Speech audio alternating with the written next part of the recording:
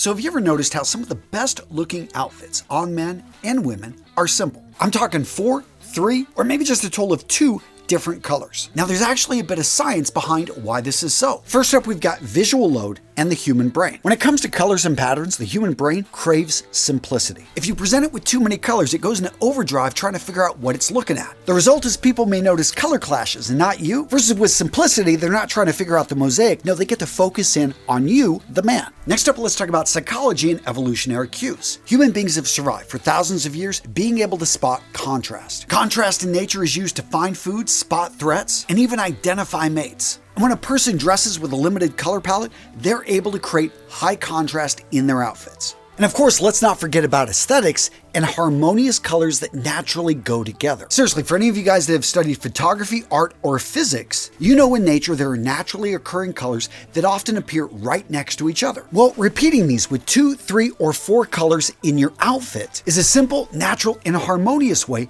to create a balanced look. So how to go about picking the simple colors that work for you? Well, first up, you want to start with your main color, your primary color. Think a navy suit, olive jacket, burgundy sweater. You'll notice all these items are worn on the torso, and we're talking the outer item that's going to be fully exposed in the setting you find yourself in. Next up, we want to add a secondary color, and if you want contrast, this is usually the place to bring it. So in the case of a navy jacket, you could go with a white shirt for contrast, or go with a darker shirt if you want to go for a more monochromatic look. Going back to that olive green jacket, what I really like about an earth tone like this, you can bring in a tan, you can bring in a cream, whether it's in a sweater or whether it's in a shirt, and provide a really smooth contrast that's going to look good on most complexions. Now the third, the tertiary color, you could bring that in with your trousers. And just a quick note on that, in general, in men's style, we're going to find the trousers, aka your pants or your jeans, are for the most part the most boring item in a man's wardrobe. You're usually not going to see a whole lot of patterns here, and in general, the materials are going to be mostly neutrals that are easy to match. We're talking grays, tans, navy. In addition, if you're wearing a suit or if you're going for a more monochromatic look, a lot of guys actually like to wear trousers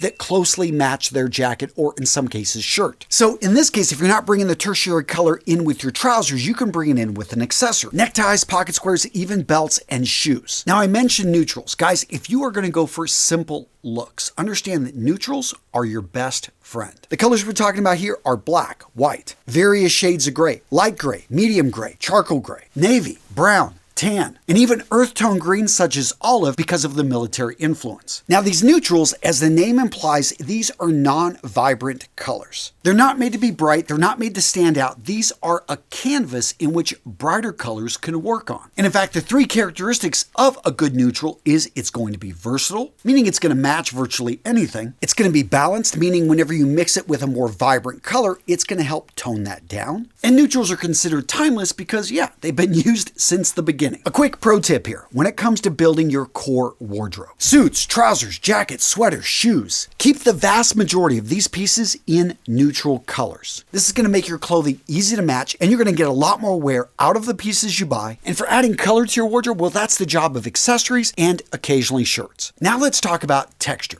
So you may have noticed the combination I'm wearing here, it looks to be about the same color. But look closely, and what you can see here is a huge difference in texture. The jacket is made from a tight woven plain weave cotton, while underneath I'm wearing a wool polo sweater. Now, as you probably know, cotton in a tight weave like this is going to be a more durable, rough wearing material. Perfect for outerwear, right? Versus the wool is going to have a napped weave. It's going to have that soft overall feel to it. And because this is a merino wool, it's actually very comfortable to wear close to the body. And how that matters visually, because even though I'm wearing 2 colors that are very similar next to each other, because of the texture difference, it doesn't feel repetitive. It actually gives a bit of depth to the outfit, while at the same time, especially from a distance, giving a very streamlined silhouette and look. Other materials you might want to consider for texture are going to be worsted wools, which we see in most suiting, cashmere and wool, which we see in a lot of knitwear. And when it comes to leathers, you got all types of options, from bovine to cordovan to suede to a wide variety of exotic leathers that bring in unique textures and patterns. And speaking of patterns, I know that we're talking about simplicity here, so I am going to avoid talking about complex patterns. No, what I want to talk about here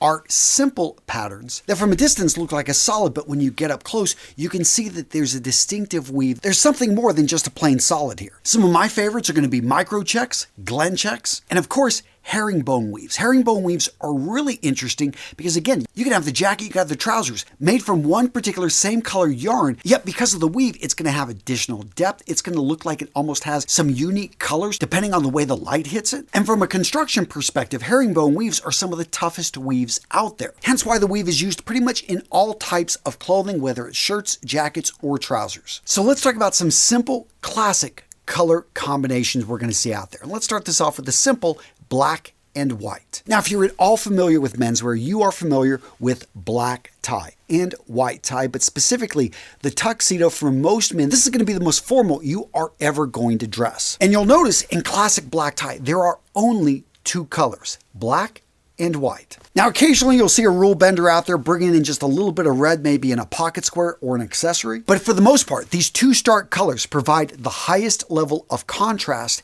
and in menswear, the highest level of formality. I know white tie is higher, but for this video, we're going to keep it simple. Now, stepping it down a notch, let's go to our most formal colors in suiting. That's going to be navy and white and charcoal gray and white. Now, of course, you can bring in a little bit of color with accessories, but this combination right here, it's almost as stark of a contrast as black and white. But this color combination is for the man that needs to dress up in a suit, not necessarily black tie. Yeah, on maybe one of the most important days of your life at your wedding. Or maybe you don't want to introduce any color and just simply wear a charcoal suit with a white shirt with a black tie with black shoes on a somber day when you need to pay respect to someone you lost. Now, I know all the combinations I've talked about up to this point have been relatively formal, so let's make it a bit more casual. A navy polo with white chino pants and white sneakers. I think this is a crisp, clean look for summer. Or maybe you want to rock dark gray jeans with a black crew neck sweater and black leather boots. And because of the difference in texture, we're probably going to have three different colors, but it's all going to be dark and work perfect for a night out in the city. Now, another color combination I love is brown and white. But for this combination, I'm going a bit bold here. We're going with a white t-shirt with white jeans with a brown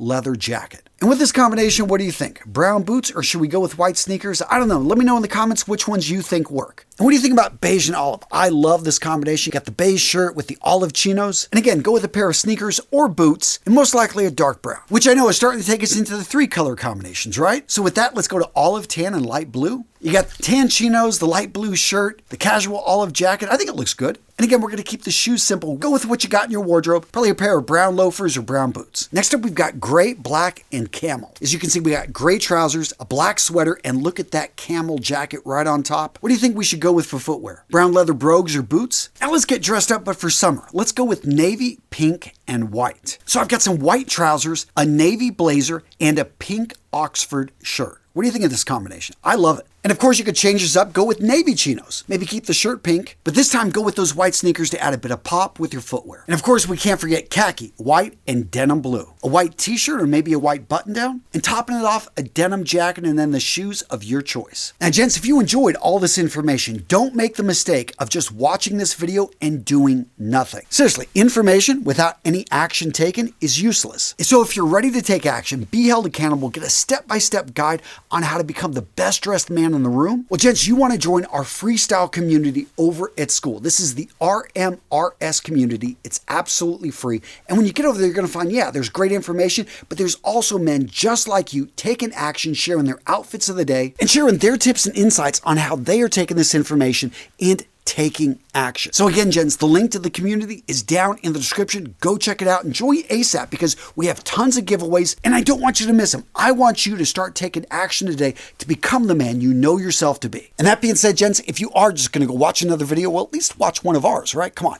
You guys, I got another great video for you right here. Boom. Yeah, go check it out. Keep your viewing experience alive. But yeah, go join the group. But if you don't, yeah, then just watch this video. It's a good one. Boom. Right there.